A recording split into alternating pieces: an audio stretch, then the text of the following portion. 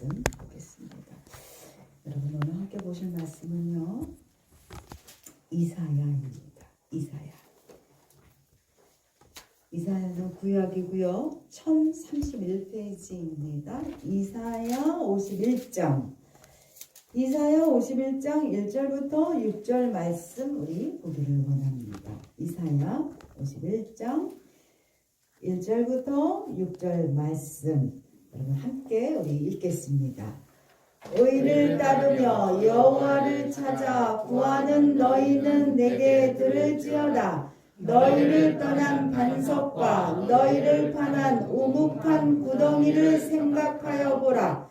너희의 조상 아브라함과 너희를 낳은 사라를 생각하여 보라. 아브라함이 혼자 있을 때에 내가 그를 부르고 그에게 복을 주어 창성하게 하였느니라. 나 여호와가 시온의 모든 황폐한 곳들을 위로하여 그 사막을 에덴 같게 그 광야를 여호와의 동산 같게 하였나니 그 가운데에 기뻐함과 즐거움과 감사함과 청하는 소리가 있으리라. 내 백성이여 내게 주의하라. 내 나라여 내게 귀를 기울이라. 이는 율법이 내게서부터 나갈 것이니라. 내가 내 공의를 만민의 빛으로 세우리라. 내 공의가 가깝고 내 구원이 나갔은즉 내 팔이 만민을 심판하리니 성들이 나를 앙망하여 내 팔에 의지하리라.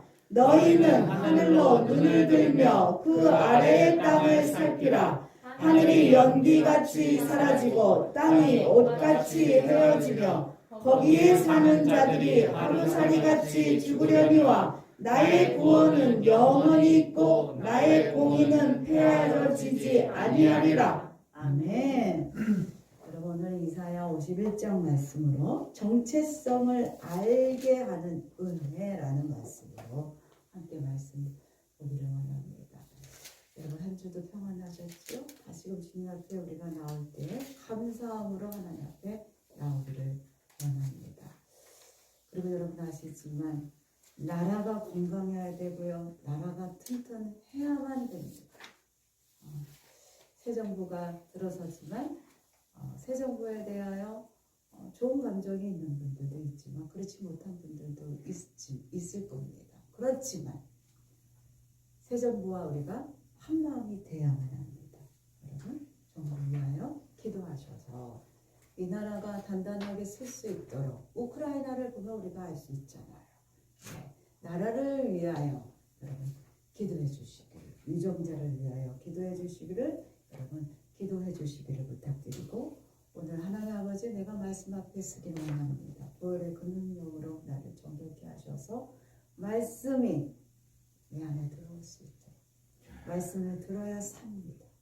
말씀이 내 마음밭에 새겨져야 하오니 주여 보혈의 그 능력으로 내 마음밭을 깨끗하게 하나님 정결하게 허락하여 주시옵소서. 여러분 오늘이 5월 1일입니다. 예, 계절의 여왕인 계절 중에서 가장 좋은 달이라고 우리가 말하고 있는 5월달이 시작됐습니다. 5월달은 예, 가정의 달이지요. 가정의 달. 우리가 가정이라는 것을 우리가 이렇게 소중히 여기고 중요하게 여기며 특별하게 또한 여기는 이유는 나의 시작이기 때문에. 나의 시작. 가정이 없었다면 나의 시작이 없었겠죠. 그렇기 때문에 우리가 그 가정을 그렇게 소중하게 여깁니다. 가정에서 태어났고 우리가 가정에서 성장했기 때문입니다.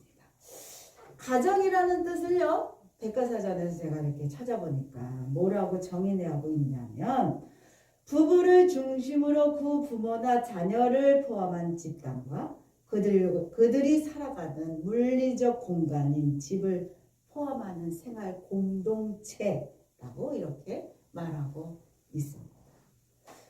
오늘날에 있어서 가정이라는 것은요, 형태가 여러 가지죠. 많이 달라졌습니다.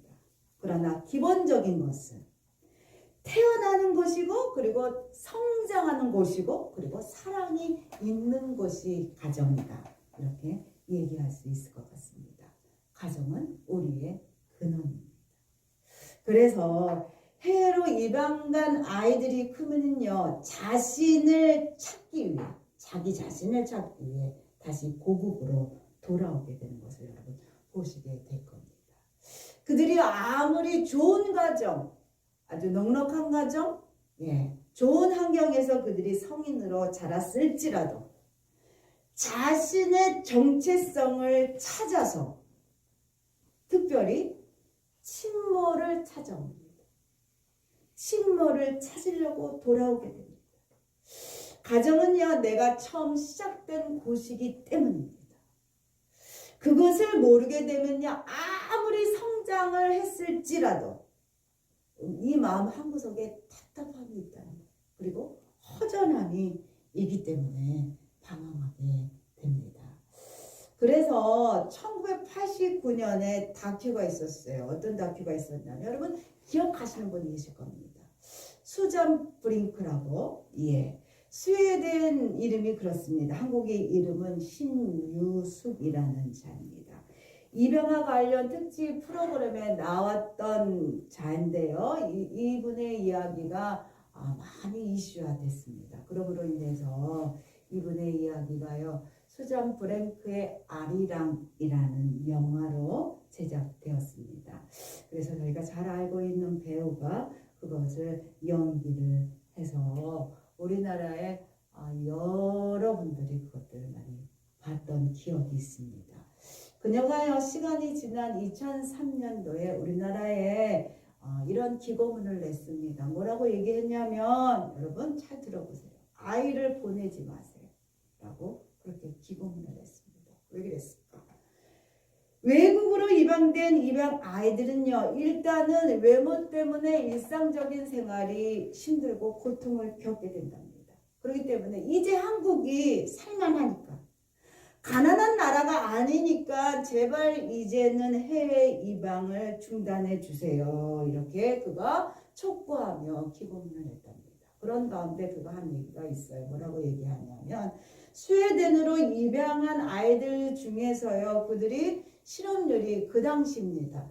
50%가 넘는다는 겁니다. 실업률이. 그리고 자살률도요, 평균 5배가 넘게끔 자살들을 한다고 그가 그렇게 안타까운 얘기를 했습니다. 이렇듯 아무리 여러분 물질적으로 잘 살게 됐을지라도 내가 어디서 태어났는지를 모르면 삶이 혼란을 갖게 된다는 거죠. 그리고 안정적인 생활을 할 수가 없게 돼요. 그리고 성장을 했을지라도 마음 한켠에 이 공백을요, 채우지 못함으로 인하여 힘들어하는 것을 우리가 보게 됩니다. 나의 정체성을 알기 위하여 어떻게 하면 되냐? 어머니를 아셔야 된다는 거죠. 나의 어머니가, 나를 낳아준 어머니가 누군가를 알기를 원한다는 거죠. 그렇므로 인하여 나의 육체적 정체성을 알게 됐다면 그 다음에 우리가 알기를 원하는 것은 뭐냐? 영적인 정체성입니다. 하나님의 백성들이요, 쇠퇴하는 이유가 왜 쇠퇴할까? 왜 망할까? 이스라엘의 역사들을 보면은 외부의 공격이, 외적의 공격에 의하여 이스라엘이 힘들고 망하게 되는 것을 보지만 그것이 전적인 이유가 아니라는 거지요. 그 이유는 내부의 부패적인 원인 때문이라는 것입니다. 외부의 공격은 단지 보여지는 것이고 망하는 이유 중에 그 근본적인 이유는 뭐냐? 하나님 말씀을 순종하지 않고 거룩한 백성으로서의 정체성을 잃어버렸기 때문에. 민족의 위기를 알고 있는 우리가 본문에 읽었던 이 이사야는 그렇기 때문에 뭐라고 얘기하느냐? 거룩한 백성으로서, 하나님의 백성으로서 정체성을 찾아내야만이 우리가 살 수 있습니다 라고 그가 외치고 있습니다. 첫 번째로 여러분, 나의 정체성은요, 어떨 때 나의 정체성을 알 수 있느냐? 하나님의 부르심에 응답했을 때 비로소 알게 된다는 거예요. 여러분 오늘 본문 읽었던 이사야 51장 1절 우리 한 번 더 읽습니다. 의를 따르며 여호와를 찾아 구하는 너희는 내게 들을지어다. 너희를 떠난 반석과 너희를 파난 온육한 궁덩이를 생각하여 보라. 여호와 하나님은요 이스라엘의 정체성을 말할 때 뭐를 비유들여 말하고 있냐면 돌들을 통하여 반석을 통하여 말하고 있습니다. 돌도요 여러 가지 종류가 있는 거 여러분 아시지요? 돌이요 이렇게 크게 무대기로 이렇게 있잖아요. 예. 그 석회암이 있는 그 무더기 속에서 파낸 돌, 작은 돌일지라도 그것은 석회암입니다. 그리고 하가암이라는 그 큰 무더기 돌에서 떼어낸 돌은요 하강암일 수밖에 없습니다. 요즘 돌에 대하여 많은 관심들이요 많아졌어요. 인테리어에 대하여 많은 사람들이요 돈을 많이 쓰고 관심들이 높아지다 보니까 이 돌에 대해서 돌도요 가격들이 계속 올라가고 있죠. 그러므로 인해서 대규모의 채석장들이 계속 생겨나고 있습니다. 그리고요 돌에 관심이 그것에 그치지 않고요 그것들을 일부러 배우는 자들도 생기게 되었다는 거지요. 채석장에서 돌을 캐내면요 여러분 그것이 캐낸 그 자리에 그냥 있지 않지요. 여러 상인들이 와서 어떻게 합니까? 캐낸 그 돌이 사방팔방으로 그것이 팔려 나갑니다. 유다 백성들도요 자기 땅에서 떠나 여러 곳에서 살아가게 되었다는 거지요. 그렇다고 그 유다 백성들의 정체성이 바뀌었나? 그렇지 않다는 거죠.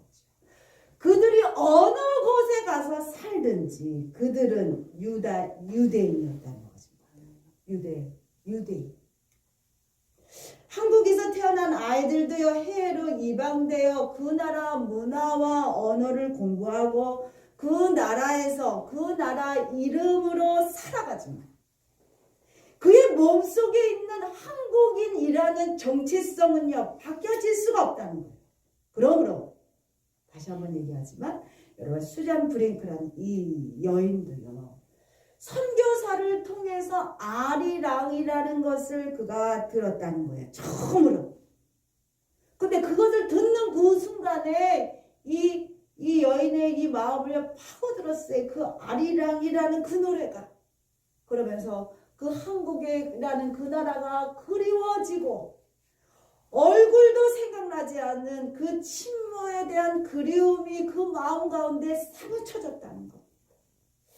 여러분 이사야서 51장 2절 읽겠습니다. 너희의 조상 아브라함과 너희를 낳은 사라를 생각하여 보라. 아브라함이 혼자 있을 때에 내가 그를 부르고 그에게 복을 주어昌성하게 하였느니라. 여러분 시를 좋아하십니까?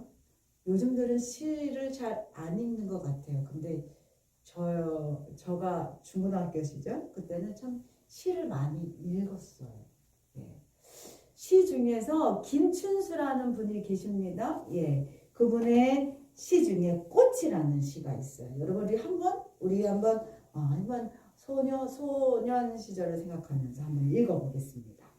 내가 그의 이름을 불러주기 전에는 그는 다만 하나의 몸짓에 지나지 않았다. 내가 그의 이름을 불러주었을 때 그는 나에게로 와서 꽃이 되었다. 내가 그의 이름을 불러준 것처럼 나의 이 빛깔과 향기에 알맞는 누가 나의 이름을 불러다오. 그에게로 가서 나도 그의 꽃이 되고 우리들은 모두 무엇이 되고 싶다. 너는 나에게 나는 너에게 잊혀지지 않는 하나의 몸짓이 되고 싶다. 예. 참 아름다운 시지요. 예. 마찬가지로 여러분 아브라함과 사라도요 하나님이 부르시기 전에는 아무것도 아니라는 거예요. 예, 오늘 김춘수 이분도 말씀하시고 누가 내 이름을 불러줬을 때 내가 꽃이 됐다고 얘기하잖아요. 마찬가지예요. 아브라함과 사라도요 하나님이 불러주셨지 아니했다면 그들은요 그냥 노인들입니다. 노인도 그냥 노인이 아니에요. 자식이 없는 아주 외로운 노인으로 그쳤을 겁니다. 그러나 하나님이 불러주셨기 때문에 하나님이 아무것도 아닌 그런 인생에 살고 있는 한 노인을 하나님이 불러주셨기 때문에 그가 의미 있는 인생을 살았고 그가 복을 받았다는 것입니다. 하나님이 그의 이름을 불러주셨기 때문이라는 거죠. 수많은 자가 있었지만 하나님은요 아브라함과 사라를 부르셨고 그 가정을 통하여 하나님 복을 주시기를 약속하셨습니다. 하나님의 약속은 그들이요 어느 곳에 있든지 변함없이 하나님의 약속이 이행되셨다는 거죠. 하나님의 말씀을 따라서 이스라엘에 정착하게 되죠. 그들이 이스라엘에 정착하여 살게 되었습니다. 이스라엘이라는 그 정체성이요. 이스라엘에 살기 때문에 하나님이 이스라엘을 선택했느냐? 그게 아니라는 거예요.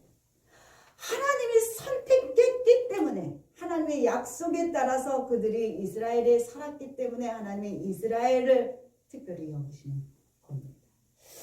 따라서 잊지 말아야 할 것은 뭐냐면 여러분 내가 교회에 왔기 때문이 아니에요. 내가 하나님 백성이 된 것이 내가 교회에 왔기 때문에 하나님 백성이 된 것이 아니라 그 이전에 하나님이 나의 이름을 불러주셨기 때문에 하나님의 부름을 받았기 때문에 내가 하나님의 백성이 된 겁니다. 하나님이 부르실 때 그렇게 순종하고 따라왔기 때문에 내가 하나님의 자녀가 되는 권세를 내가 받아 봅니다. 따라서 여러분 그렇기 때문에 권세라는 거 하나님의 자녀의 권세가 되는 이 권세를 내가 정체성을 알 때 받게 된다는 거죠. 내가 어디서 와서 왜 살며 어디로 가는가 이것들을 알게 하신다는 거죠. 이것을 아는 자들은요 흔들리지 않는 인생을 살아가게 됩니다.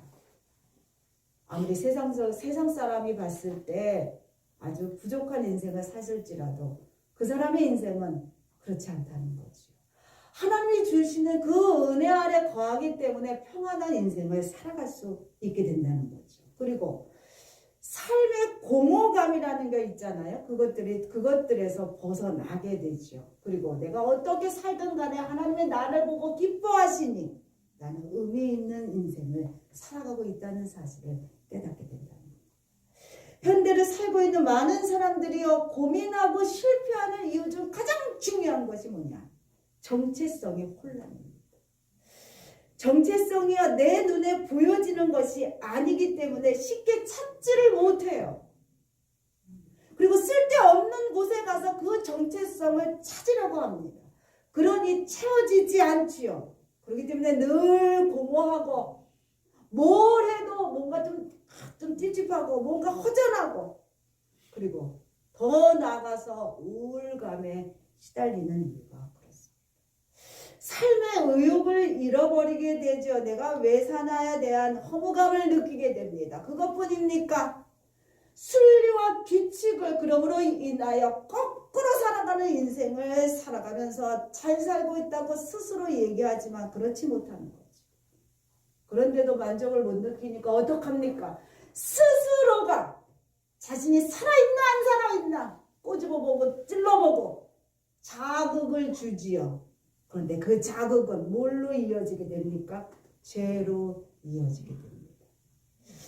그렇기 때문에 여러분 하나님의 부르심에 예하는 순간 나는 정체성을 알게 된다는 겁니다.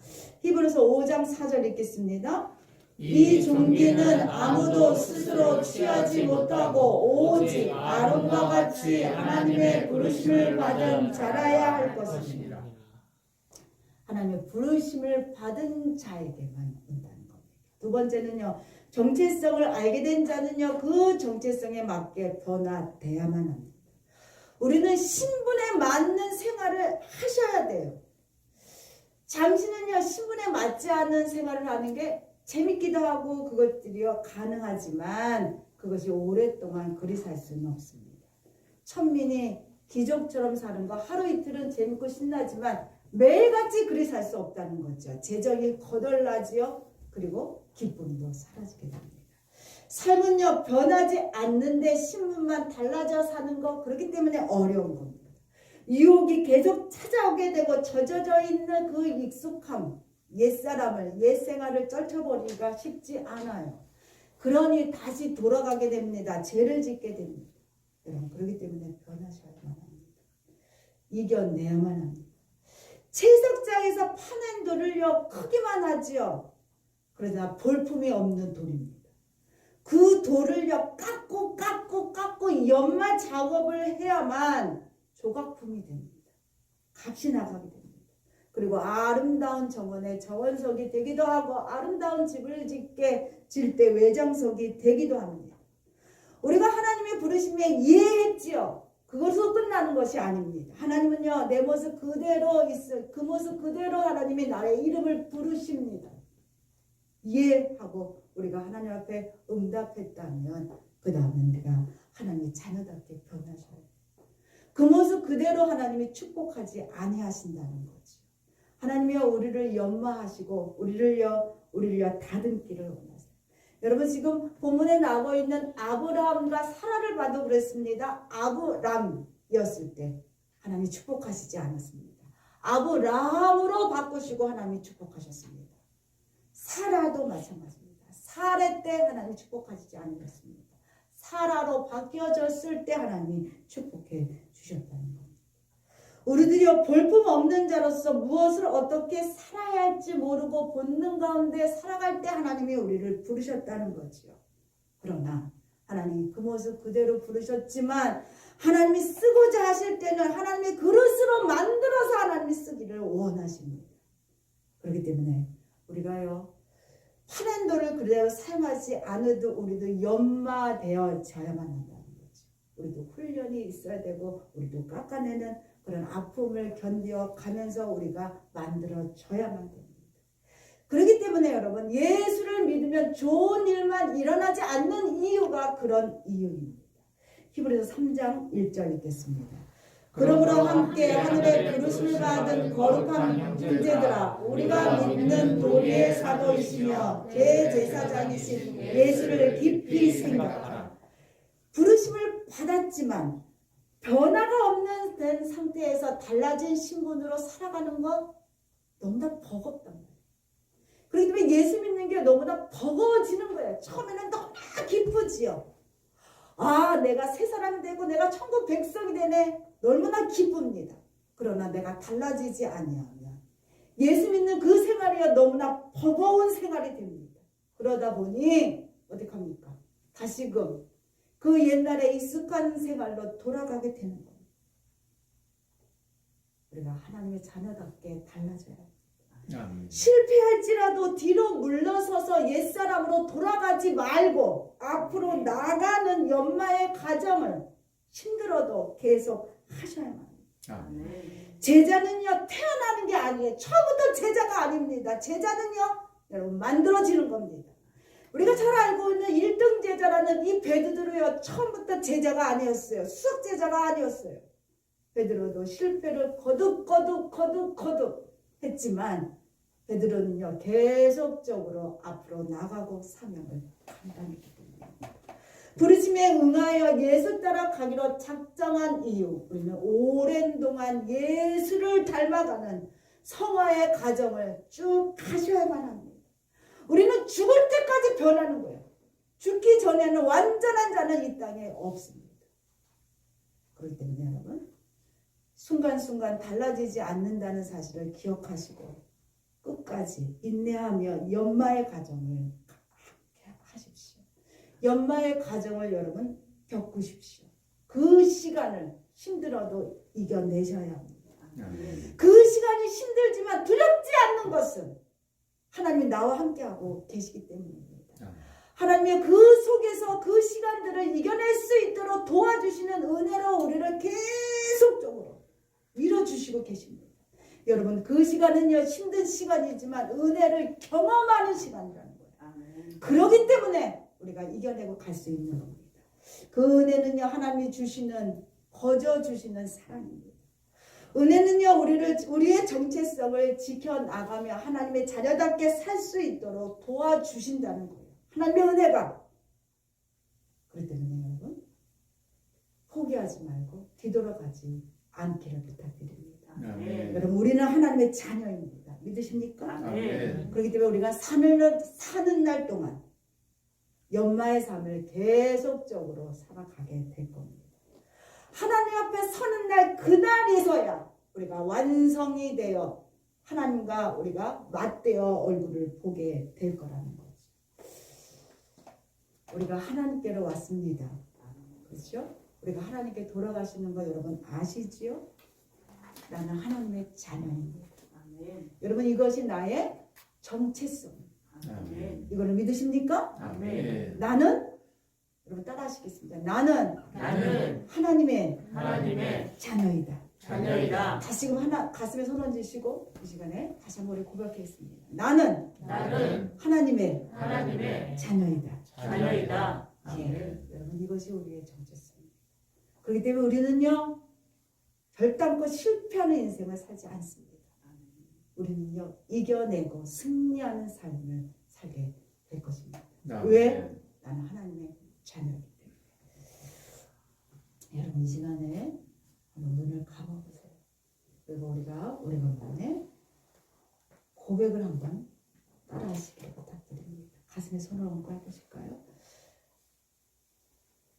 사랑하는 하나님, 하나님, 저는 죄인입니다. 저는 죄인입니다. 어디에서 와서 어디에서 와서 왜 살며 왜 살며 어디로 가는지 알지 못하고 어디로 가는지 알지 못하고 방황하며 지냈습니다. 방황하며 지냈습니다. 오늘 하나님의 부르심을 받고 오늘 하나님의 부르심을 받고 믿음으로 고백합니다. 믿음으로 고백합니다.